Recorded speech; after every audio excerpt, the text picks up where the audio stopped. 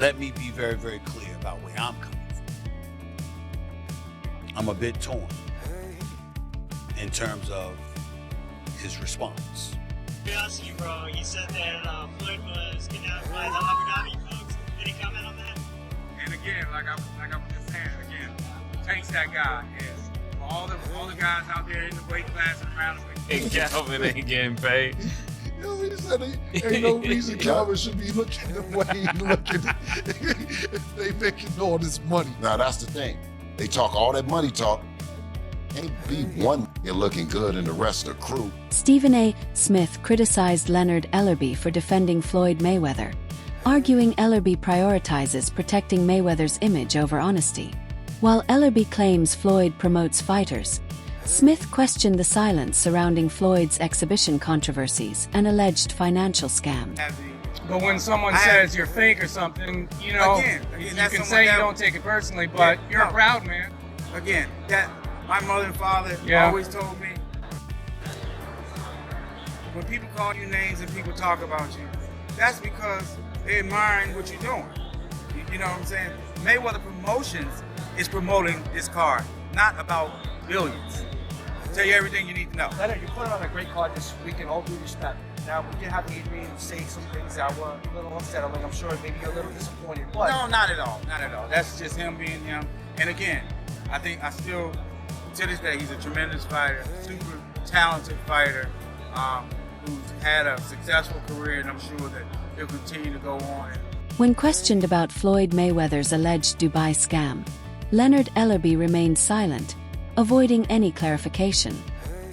His refusal to speak sparked criticism, with many believing he intentionally dodged the issue to shield Mayweather. This silence only deepened suspicion about Floyd's financial dealings and carefully managed public persona. In my opinion, Tank is the best fighter in the entire world. And another terrific opportunity on June the 15th to go out here and show you guys why he's the top dog. Just out of curiosity, bro. You said that Floyd was kidnapped by the Abu Dhabi folks. Any comment on that? And again, like I was just saying, again, Tank's that guy. And for all the guys out there in the weight class and around the weight class, he's coming to get each and every one of you. Leonard Ellerbe, longtime associate and CEO of Mayweather Promotions, closely witnessed Floyd Mayweather's rise in the business world. He played a key role in guiding Floyd's promotional strategies and financial decisions during the height of his boxing career. Floyd that basically gave him $1 million, came out to Vegas, and they had a whole backstory to that. And I'm pretty sure Leonard was around seeing all that. And what you're saying doesn't sound far-fetched. And I'm not agreeing with you just to agree with you, but like the champ may be hurt just because like you're a human being. You can whoop ass, but you're still a human being, right? You may be hurt that you missed a moment. I've also seen guys where, you know, they moment passed and you try to hold on to things and that becomes an element of it. But then also it's just not a Leonard Ellerbe thing. There's a lot of people who may be in position around Floyd Mayweather, but whatever deal they agreed to at the time didn't allow him to get all the money that they probably could have earned, right? And so he probably sees the infrastructure that Tank doesn't have in the relationship, and he's not saying, hey man, it ain't fuck you, champ. Recently, Leonard Ellerbe seems to have stepped back from actively representing Floyd Mayweather's brand. In a pointed remark, he said, "Contracts don't define relationships," implying that while formal ties may end, personal loyalty might persist. His quiet exit has fueled speculation about internal tensions or possible disapproval of Floyd's growing involvement in controversial financial ventures. Like some confusion, is Tank Mayweather Promotions fighter still? Is he not? What is his involvement with Mayweather Promotions, or is it just all still PBC, Al Haymon? Yeah, Tank is not signed to Mayweather Promotions. Okay. Gotcha. He's not signed. His contract ran out, and that's fine. But as I always say, contracts don't define relationships. Despite recent legal issues, nearly 50-year-old Floyd Mayweather continues flaunting his wealth.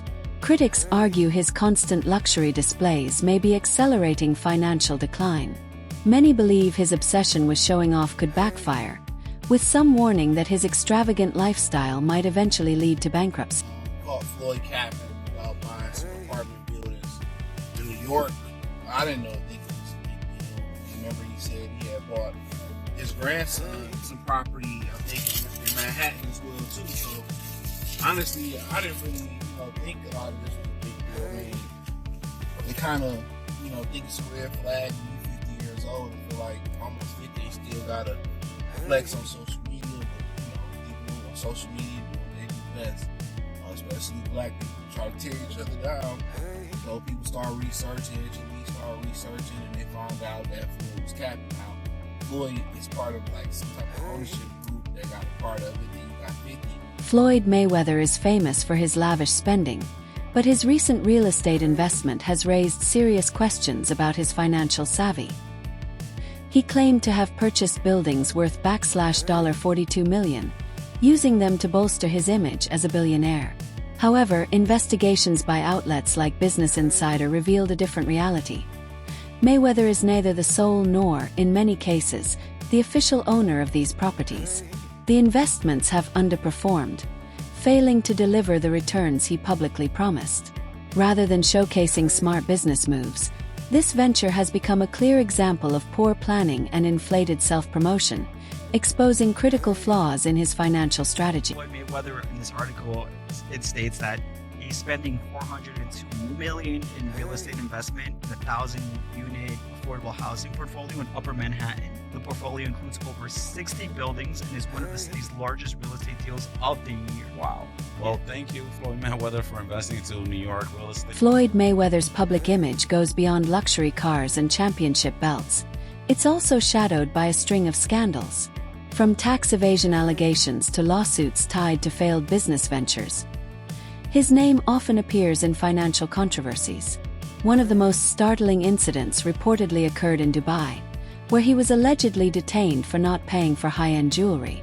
These repeated issues raise serious questions about his financial management and the ethical boundaries he may be willing to cross. It turns out that the rumors are true, and Floyd Mayweather has been trapped in Dubai for the last 50 days. Gervonta Davis was the first to claim it. Now multiple insider sources have confirmed that he is in fact trapped in Dubai for a debt that has nothing to do with boxing. After doing a little digging, it seems that someone in his camp, while he was shopping for jewelry in Dubai, stole one of the pieces, got away with it, and then blocked all communication with Mayweather. Since then, Floyd has already paid for the jewelry, but they refuse to let him go until they get their piece back. And allegedly, this guy right here is the thief that started this whole mess. At one point, you were getting celebrity endorsements. One was DJ Khaled, hilarious, and Floyd Mayweather. Yeah. And he posted on his Instagram him taking this what do you call it? The Centra card? Centra card. The Centra cards. And going and purchasing something with his Bitcoin at a store. Yeah. He did that knowing that it didn't work. Floyd Mayweather doesn't know anything that's going on, really. So like, we all know that. Yeah. The guy can't read, Yeah. How much did you guys pay him? Like $1 million. He took that knowing or not caring if it worked? It was just knowing, not knowing, right? Like they didn't care. He does a million promotions like that. It was basically you speak to his manager. Yeah. He's like, this is Floyd's price. And you send the money over. Yeah. The manager makes his little cut from it. Mm-hmm. And he just says, what do you want me to say? And what do you want me to do? Okay. Right. And you just basically give him his script and he just. Renowned sports commentator Stephen A. Smith has long observed Floyd Mayweather's extravagant lifestyle. Private jets, luxury mansions, and relentless displays of wealth. While Smith once admired Floyd's hustle, he eventually began to question its long-term viability. In a revealing interview, he asked Mayweather whether legacy meant more than money. Floyd's blunt response, "Money." That moment spoke volumes. Not just an answer but a philosophy. Reflecting on it later, Smith suggested that Mayweather's unwavering obsession with wealth may be the root of his legal and financial troubles. What once fueled his rise may now be the very force dragging him down, trapping him in a cycle of excess. Well, private jet, Enzo, Bugatti. Let's walk over here. I'll show you a couple toys. They call this the $1 million garage. I know we're on television, Floyd, but I think it's necessary for me to say, damn. Well, we are on ESPN. It's a sports cars. It's a sports network. This car costs $3.2 million. This Bugatti right here costs $1.6 million. You ain't seen these toys. I haven't seen these? No. Floyd, this is 7 cars, man. Silver, platinum, Miami, black LA, white Vegas. Yeah, in New York, I got my drivers. And you got your drivers in New York? Yeah. Why? Talk to me about why you make the decision to drive different colored cars in respective cities. Spoiled brat. Oh, just being a brat? Just being a brat. The 7 cars that you showed me are in excess of $15 to $20 million. Let me see what's the number. We go 3-1. And you don't drive them. It's close to 15 million. You're right. It's close to 15 million. Oscar de la Hoya, Floyd Mayweather's longtime rival, hasn't held back in criticizing Floyd's recent choices. He recently mocked Mayweather's ongoing obsession with exhibition fights, suggesting they aren't driven by passion but by desperation, an attempt to stay both relevant and financially afloat. De la Hoya argued that Floyd's constant presence in the spotlight has little to do with boxing and everything to do with money. For de la Hoya and many others in the boxing community, it's increasingly clear Mayweather's once untouchable legacy now risks being tarnished by financial stunts and media-driven antics. Floyd Mayweather fought another exhibition against Gotti last Saturday. A real the crowd booing in the arena at the end. But in the middle of the second round, Floyd literally had the referee swapped out. He didn't like that the referee told him to stop hitting behind the head. Floyd is used to having the refs do whatever he wants, and he wasn't getting his way this time. It was so embarrassing. Floyd, you're 50 years old. You're a legend in the sport. I've stood up for you in countless interviews, including Shannon Sharp's podcast last week. But you have to stop embarrassing yourself with these exhibitions. I know life is hard. I know life is expensive. But come on, dude, put your legacy first. Nobody wants to remember you like this. And it gets worse. Your jeweler filed a lawsuit against you in Miami. And many are saying you're gonna have to sell off your assets. I hate seeing this happen, bro. One of the most damaging moments in Floyd Mayweather's financial history was his involvement in promoting a cryptocurrency scam. He heavily endorsed a coin as a golden investment opportunity, urging fans to join him. But in reality, Floyd never even bought the coin himself.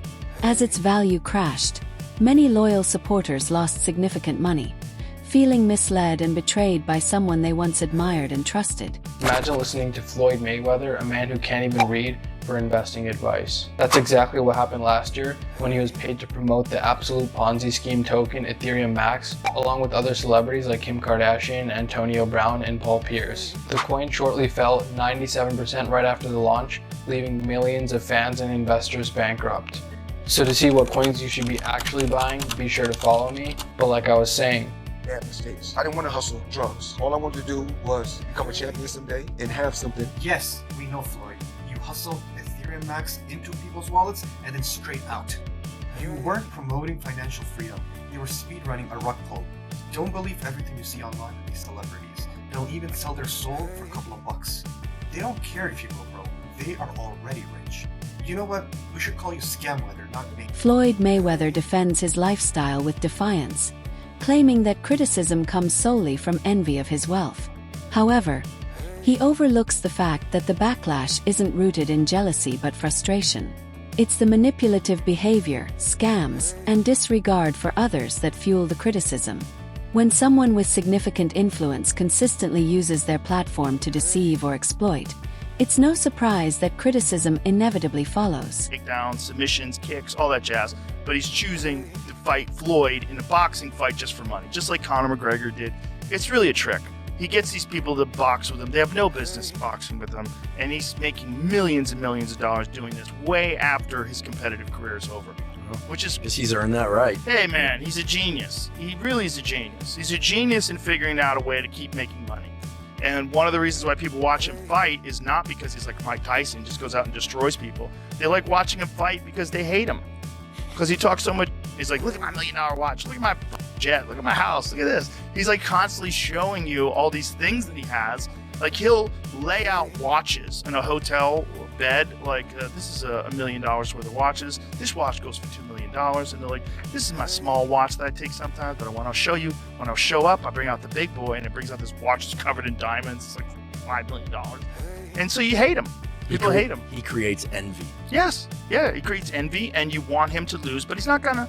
Joe Rogan, the influential UFC commentator and podcaster, has commented on Mayweather's public behavior, noting that Floyd is unique in how openly he flaunts his wealth, almost treating it as a performance.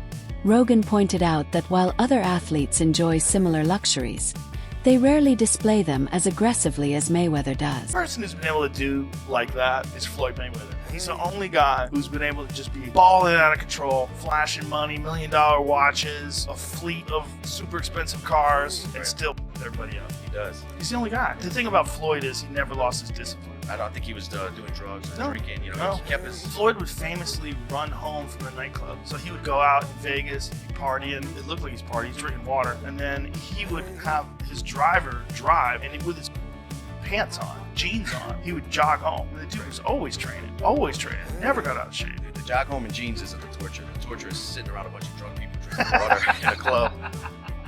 I jog home all night.